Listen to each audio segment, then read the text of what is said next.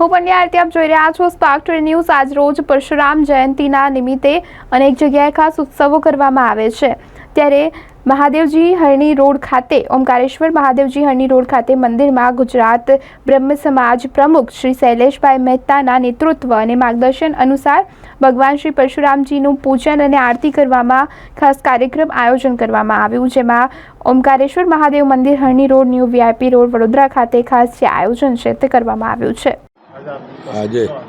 આજે અક્ષય તૃતીયા, ભગવાન પરશુરામનો જન્મદિન। આજનો દિવસ તમામ બ્રાહ્મણો પરશુરામનો જન્મોત્સવ ધામધૂમથી ઉજવતા હોય છે। અમુક સંજોગોને આધીન આજે વડોદરાની શોભાયાત્રા મોકૂફ રાખી છે, પરંતુ ડભોઈમાં ધામધૂમથી શોભાયાત્રા સાંજે નીકળવાની છે। સાથે સાથે જ અહીંયા હરણી વારસિયા રિંગ રોડ પર મહાદેવના મંદિર પર અવનીશભાઈ વ્યાસ અને અમીબેન વ્યાસ દ્વારા બ્રહ્મ સમાજના આગેવાનોની ઉપસ્થિતિમાં પરશુરામને પૂજન, આરતી અને સંધ્યા આરતીનું આયોજન કરવામાં આવ્યું છે।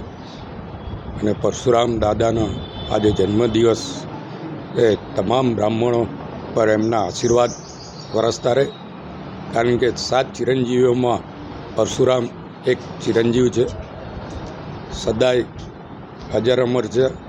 સાથે જ વિષ્ણુના 6ઠ્ઠા અવતાર કહેવાય છે, ત્યારે એમના આશીર્વાદ તમામ બ્રાહ્મણોને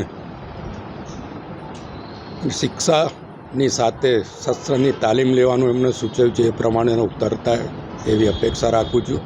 પરશુરામ દાદા એ અમારા માટે આરાધ્ય દેવ છે, અને એ અમારા આરાધ્ય દેવનો જન્મોત્સવ હોય ત્યારે સ્વાભાવિક છે કે તમામ બ્રાહ્મણોમાં અનેરો ઉત્સાહ હોય।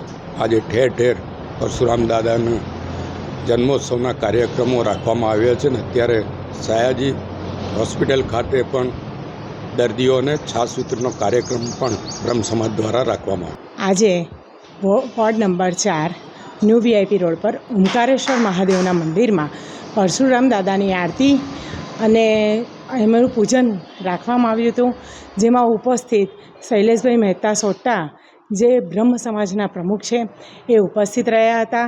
રાકેશભાઈ સેવક, ચિંતનભાઈ દેસાઈ, જાગૃતિબેન કાકા બધા ઉપસ્થિત રહી પરશુરામ દાદાની આરતી સહજોડે કરી।